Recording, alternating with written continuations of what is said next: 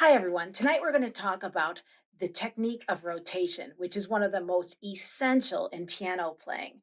So, I'll give you some ideas on how it looks in the playing mechanism and how to practice the technique. And then I'll share with you a really great piece in Succeeding at the Piano, Grade 5.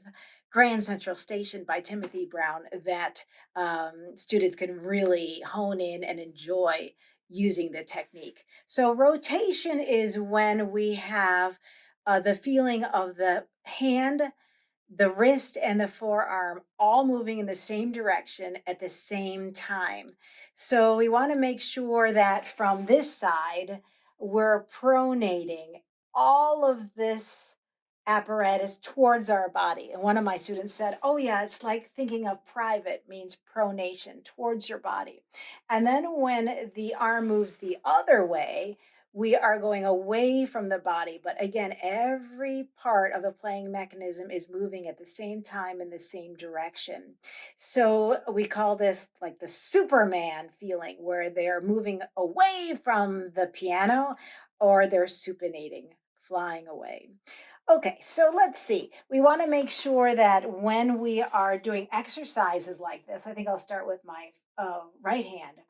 Have the student play an E and have them feel like they're playing on that outside tip of their fifth finger. And it's a nice, strong fifth finger with a really nice hand arch. So it could be like, a horse is going over the bridge and it's very, very nice and strong. Between fingers one and two, it could be like a little hummingbird's nest right there. So there's like a little cup right there at the top. The thumb needs to be released and not stuck up in the air like this because this causes tension, right? Okay, so now let's go ahead and we are going to throw our weight into our thumb, a fifth interval below, and then the entire playing apparatus moves back to its original position. And you'll notice that my whole hand arch stays the same. All right, and then hands together. Be sure that your student's collarbone is nice and wide and low, the shoulders are released, and the elbows are hanging. And then the student go to the sixth interval, seventh intervals,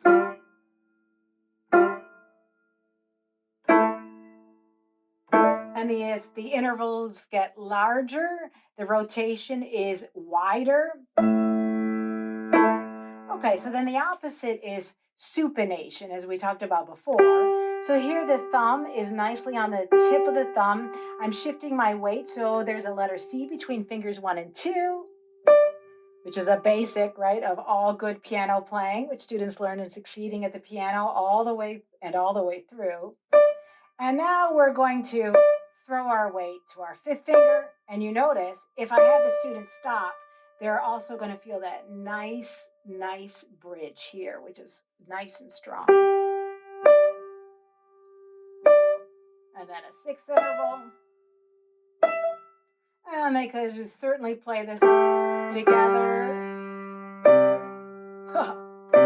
Nice and dissonant with fifths, sixths.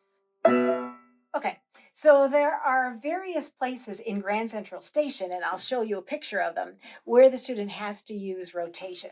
So let's talk about, so this is nice and healthy rotation. Right, so I'm moving my entire playing apparatus at the same time in the same direction. When it's off, there is a lot of limitation to what the student can play in the way of speed, dexterity. After a while, there's chronic pain when the student can't play with rotation, and there's a lot of limitation.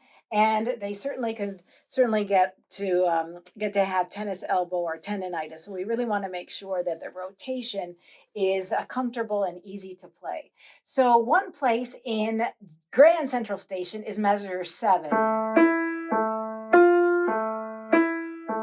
And the student could stop on every thumb and then find themselves back on the thumb. So there's some nice supination gestures.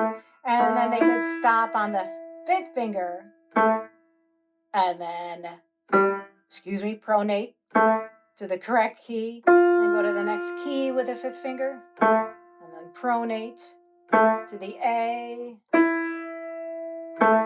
So you see what I'm doing for those really good rotation exercises? So if the student is playing like this, right, there's so much tension in the hand, and they'll never be able to play with freedom and with agility. Another little thing that you can do, a little variation on that wonderful technique of just playing the thumbs once, is to play the thumbs twice quickly and have the students say tap, tap, tap, tap, tap, tap, tap, tap, tap, tap, tap, tap. And then you can continue on with other intervals like that. Another really good exercise for students to really understand that feeling of rotation. Now I think it's time for me to play the entire piece of Grand Central Station. It's fabulous by Timothy Brown. And as I said, it is in grade 5 of Succeeding at the Piano. Enjoy.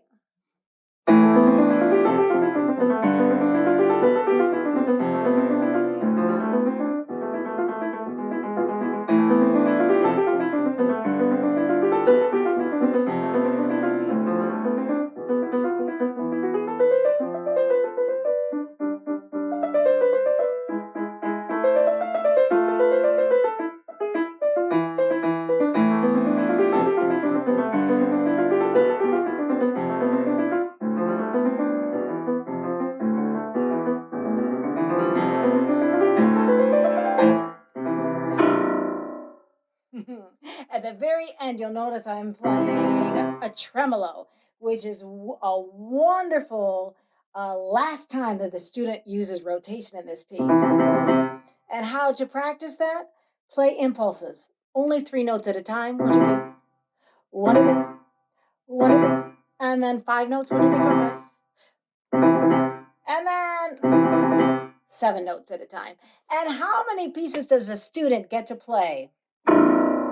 The very last key on the piano, that low A. So this piece has just fabulous skills that the student learns, from scale passages to rotation to nice blocking of fifth intervals where the rest of the fingers are resting on the keys when they're not being played. So please enjoy this piece and all the other great pieces in Succeeding at the Piano.